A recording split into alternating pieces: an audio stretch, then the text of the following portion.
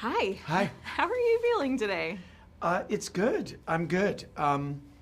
It's been a really kind of beautifully emotional day because I'm here talking about the show with the people I made it with. And so, yeah, the legacy of the show is thrilling, but I'm suddenly flooded with the memories of making the show. And that's as treasured to me as the outcome and the franchise we've ended up building. Yeah, this has been almost 10 years of your life. How do you say goodbye to that and move forward? I mean, it feels good knowing we are saying goodbye at a moment where we felt we should. We didn't want to extend the franchise just because there was an appetite for more episodes. We didn't want to do more seasons just because a lot of people would love us to make more seasons. It felt like we had a proper ending, an ending that the Duffers had clarity on for a while. And look, if you make the kind of movies and shows that I like to, which is built for audience, when something like Stranger Things comes along where you make something that connects with audiences in such a ubiquitous and global way, in such a passionate way, that is the dream. It's sort of beyond any dream that anyone would say out loud when they set out to be a producer or director or actor. You just want to tell stories, but to see a story like this get embraced the way it has, that's just an exceptionally gratifying thing. Yeah, you've also gotten to be part of the journey for all of these actors who started off as just little babies. They were just so tiny. Yes. 10 years ago, and now we see Finn directing movies. Sadie's nominated for a Tony. We have all of these amazing things that they've done. What's it been like being part of their journey? I mean, it's amazing. Part of it is the same as what you feel and everyone feels, which is the world has watched these kids become young adults.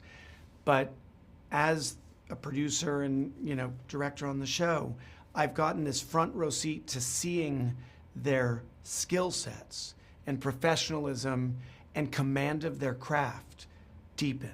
So they were always special. They always had something that was singular and strange and magnificent, even when they were young kids. But now they are pros who show up, know how to deliver, and it allows us to write for them and direct them in a way that we know they can handle. So that's just been amazing. Seeing this evolution of competence has been just awesome to watch. Yeah. For going into season 5, obviously there were some delays with some things happening in the world and the industry. Did that change the direction or change anything fundamentally about season 5? It didn't change the creative. The creative on season 5 was always really vivid for Matt and Ross, who are our creative leaders.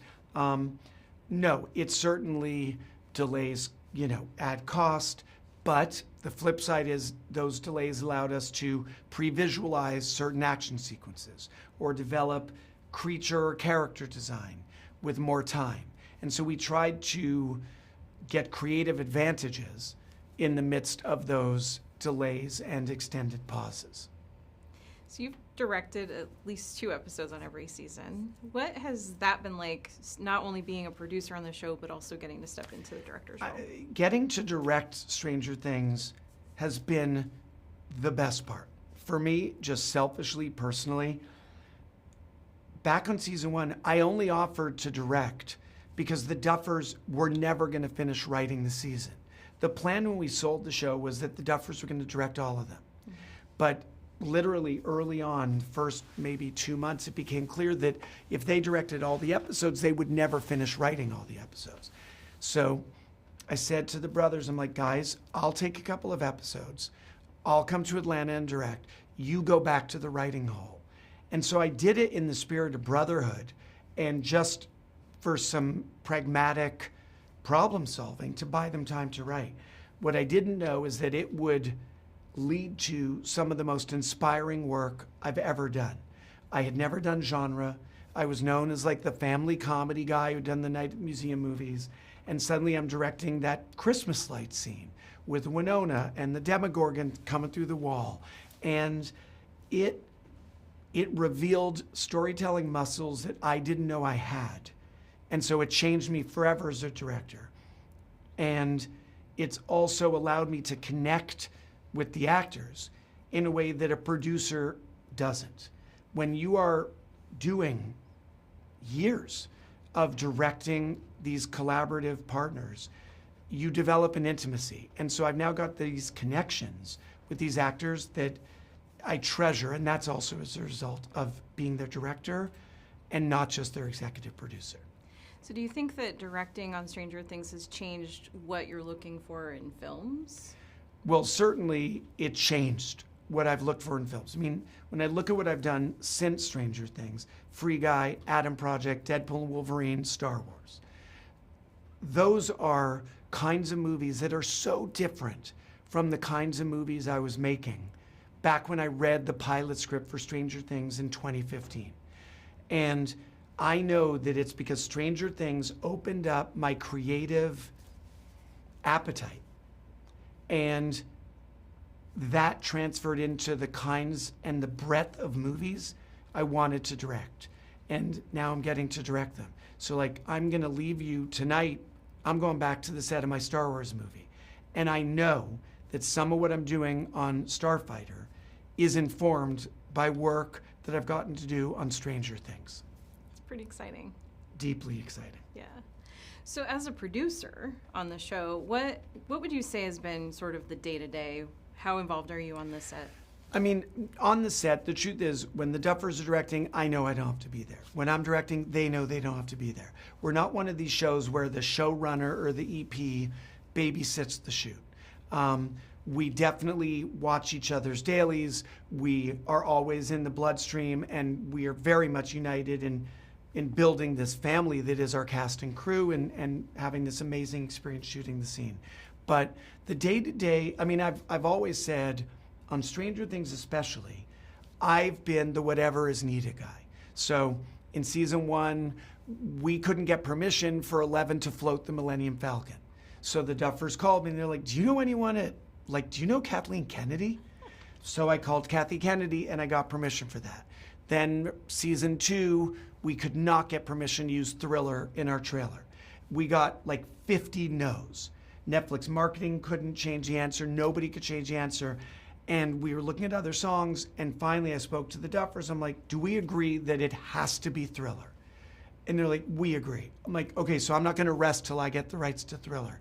And it went right up to like the day before Comic-Con when we showed that trailer. And I found the Michael Jackson estate, and I spoke to lawyers. So whether it's weird shit like that, or hey, let me watch a cut of your episode and give you a half dozen thoughts about the edit, I'm always going to be the whatever is needed guy to Matt and Ross. And I've taken pride in that. And I'm grateful that we met at a point where I had the experience and I had had enough success as a director that I've never needed it to be about me on Stranger Things. I'm here to help the brothers get that show made, get it marketed and publicized and into the world in the best way possible. And so I don't care what the task is. Give it to me, I'm gonna get it done, because that's how much I love this show. It's such a great show. It's so imaginative and it's so thrilling to watch. Are you able to ever just watch an episode as a fan? Yes. I mean, most recently when I watched episode 8 of our final season, having been in the pitch for it, having read every outline, having read every draft of the script, watching the finale of this final season just knocked me on my ass. It is so masterfully done by the Duffer Brothers. And it's the culmination of everything over the past decade. The character payoffs, the mythological payoffs, the sheer wallop to the heart in that finale is staggering. And so I watched that episode and I'm just a fan. I'm just a viewer. And the emotional impact it had on me was deep. And so, yeah, that's a joy. When you get it right, you're not in the making of it. You're sitting back and you're enjoying that story the way audiences around the world are. It's got to be such a gratifying feeling for you, too. Yeah, and I'll be there New Year's Eve knowing that's going to be in theaters. that episode deserves it. What's it like knowing that Stranger Things is going to be in theaters? What's it like saying out loud that a TV show is going to show its finale in theaters? I think it speaks to the singular nature of this show, of Stranger Things as a franchise, that it somehow transcended being a TV series.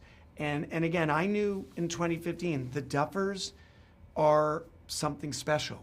And all I wanted was to be a part of it and to, as I say, to help them get this thing into the world. And so all these years later, it's with tremendous gratification that I know we did what we set out to do, and then we did a lot more. I know you've talked a little bit about how this has changed you as a producer and a director, but what's something that you have learned about yourself through this process? Can I answer you instead with what's something I've learned from the Duffers? Sure. When to fight for what matters. The guys, even before they were anybody, before they were successful, they know when it's time to be stubborn. When you are so dead certain that there's a creatively right way to do something, Matt and Ross are immovable. And they are dogged and tenacious. And I've seen how important that is. And I've been inspired by their selective stubbornness and their willingness to go to every length to get the creative right. And I've found that very, very inspiring, and it's something I've taken into my own filmmaking life. What's something that you feel like you have taught them? Well, they'll tell you I certainly taught them about the Technocrane, which is an incredible camera tool, and it's led to a visual style on the show that is filled with movement, which we were not doing in episode 1 and 2 of season 1. And suddenly now you see the results of that all over the place. I'll let you ask them that. Certainly, I've loved being the de facto big brother. They haven't officially named me a triplet, but I'd like to think I am in some ways. And they've been incredibly generous and vocal about the ways in which I've taught them as much as they've taught me. And that's kind of just part of this relationship now that I cherish. So obviously I haven't seen all of season 5. I've only seen the first 3 episodes, so we can't get into spoilers here. But do you have a favorite scene just from any point that you're able to talk about? In season 5? Or any time in the show. Oh my God, so many. I mean, so many. Certainly, to see an episode that I directed, the Dear Billy episode, go into the zeitgeist in the way that it did, that sequence with running up that hill and Max levitating at Billy's grave and the red void, all of that, to see that permeate culture and to be a part of that was just staggering. And I put it alongside any moment in Deadpool and Wolverine or Night at the Museum or any of the movies I've directed.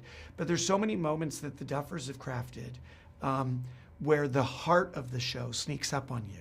She's our friend and she's crazy. That group hug at the quarry. These are images and moments that are more than television memories. They're now life memories for all of us. And that's something. When you create a moment in story that then belongs to the world forever, the Duffers have crafted dozens of them. And I stand in real wonder at that achievement. Well, congratulations on being part of such a cultural movement of a show. Proudly so. Proudly so. Thank you so much.